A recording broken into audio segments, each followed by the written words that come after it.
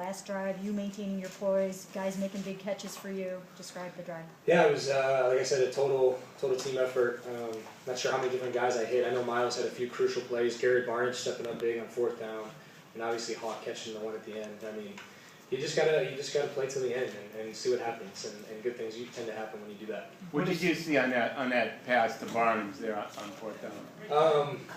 When we came over in motion, I saw, usually that play is kind of designed for one coverage, and it was not the coverage we were looking for, and I was like, oh man, I'm going to have to read this one out.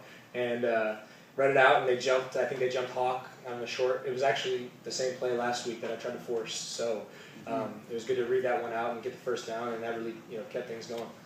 On that Hawkins play, was it going to him, or did you just see him come open? No, I think that play, we were surprised he actually all out blitzed us 2 plays in a row, and Kyle had a great call. And when I saw the guy run over with I think it was Miles, and then reading him first, and you just see everyone fly down. It's almost just like throw a punt and just let him catch it. And I got hit, and I didn't get to see him catch. All I saw was him under the ball, and then I heard the crowd, and then I knew we were set up to kick the field goal. Why were you surprised? Because Rob Ryan does that all the time.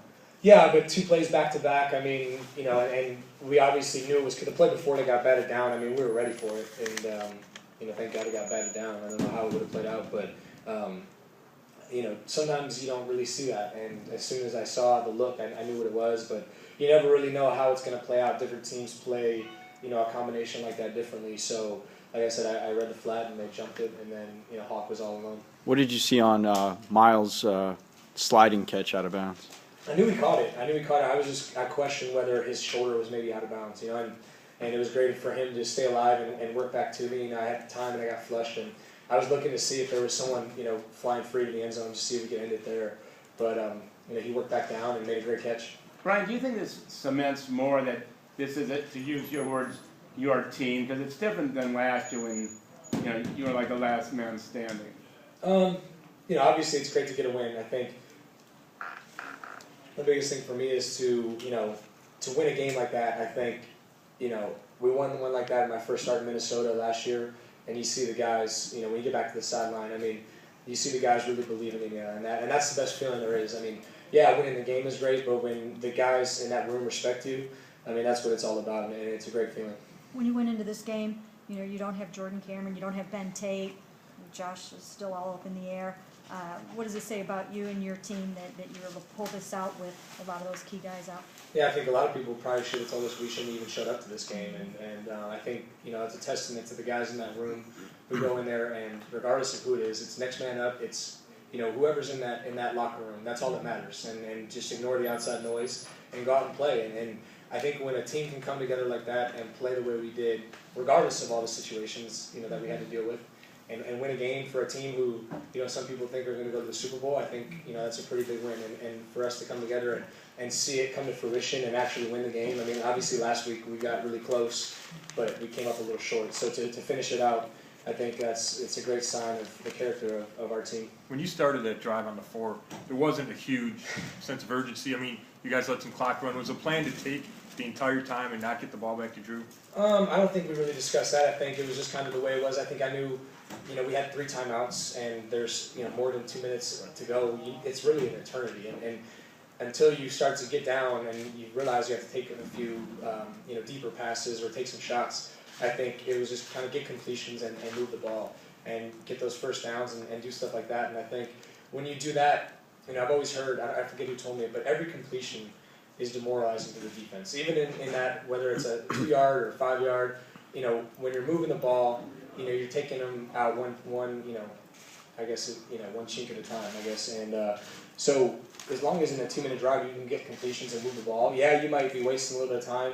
And really until you get under a minute and you don't have any timeouts, that's really when you have to start throwing the ball down the field. And we hit Miles on the long one where he came back, and then obviously hitting Hawk on that last play. I don't know how many yards it got, but yeah, so we got down and Billy put it through. Brian, after Manziel's second appearance, I don't know how many passes you missed, but it seemed to just jump-start you from that point on.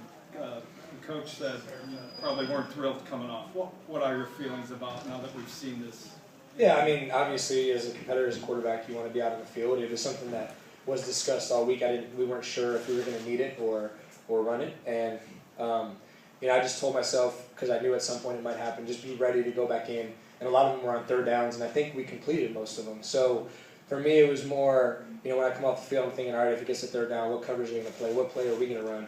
And just really try to focus on what I had to do and go back out and move the ball. And luckily it worked out. Did it irk you a little bit, though, that he thought he needed to go to Manziel for the changeup? No, I think Kyle, we talked, and he said, look, there might be a few looks with Rob Ryan's defense and the situation that we're in. I think we could use Johnny. And like I've told you guys before, as much as it might irk me to go off the field, if it's going to help us win, then I'm all for it. And I think as a competitor and as a quarterback, when there's only one of you on the field, it's hard for you to get taken off. But I think, for me, I was mentally able to stay in it. I think a lot of guys might not be able to handle that.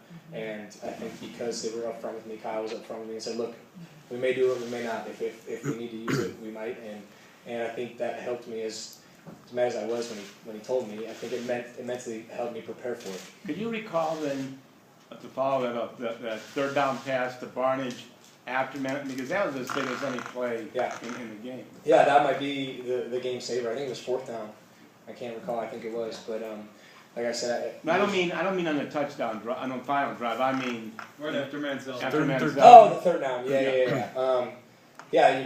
Right away I could see they were trying to play soft coverage and just play everything off, and Gary did a great job of getting his full depth of the routes to where I can hit him and he can kind of fall back and get the first down. So, like I said, we have a group of guys who, regardless of the situation, when their number's called, they're going to make a play. I think, really looking back, the play of the game was Gary catching the ball across the middle on the last drive. I mean, if he doesn't do that, it's over. And yeah, we're missing Jordan Cameron, but Gary stepped up and made a great play. What's your thinking when you run on the field at the 4-yard line with whatever left? Are you thinking plays I got to run? Are you thinking score? I got to rally the group? I'm trying to just think one play at a time. And we had the first play set up, and it's kind of a two-way go, and Hawk ends up taking it, but I just didn't feel like I had enough time to put enough into it to throw the ball, so it's kind of a throwaway. And obviously that could be, bring it down, but we, moved the ball, and I think we came back with a run, got a few yards, and then Miles had a great catch on third down, if I remember correctly. So, I think so much in this business you get caught up with results, and if you can just focus on the process and focus on each play one at a time and figure out what you have to do to kind of win that play, whether it's get 6 yards to get a first down or whatever it is on, at the end of the game, and they're bringing all out pressure and figure out really quickly who you have to throw the ball to. And I feel like I was just really locked into the plays that were being called and just the process of the 2-minute drive. Brian, you made reference to last year's game in Minnesota and how in the meeting rooms afterwards, that show of respect they had for you. Did you have to earn it again, and is this earning it? I'm always trying to earn the respect of those guys. I think as a quarterback, you want to go out and you want to win the game. And when you win games, everyone, I think, respects you at that position. And, it might not be the prettiest thing, but when you win games, that's the ultimate goal in this league. And like I said, it was a very similar feeling to the Minnesota game last year. What do you think it means? What do you think it means to Mike Pettin? Not only to get the win, but for him. I mean, a lot of coaches that have come through here, it's taken a lot longer than 2 games. Yeah, I think Coach Pettin from the day he's been here has really tried to instill in us to play like the Brown. The mental toughness, the being smart, accountability, and I think as a team we've really bought into that. And I think for him to get his first win at home, like I said, he talked about it last night. He talked about it before the game.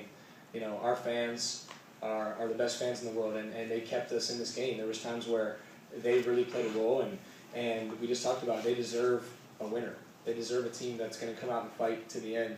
And obviously, me being from here, I know exactly what it's all about. And like I said, to run off that field and see the excitement in this stadium, nothing compares to it, and it's a great feeling. Brian, you mentioned 2004 and joked about being in high school last time they won. Did you I think I was going to Michigan State. Okay. Did you actually go to games? No, my first game back in this stadium was with the Patriots when I played for the Patriots. What was that, 2011, I think?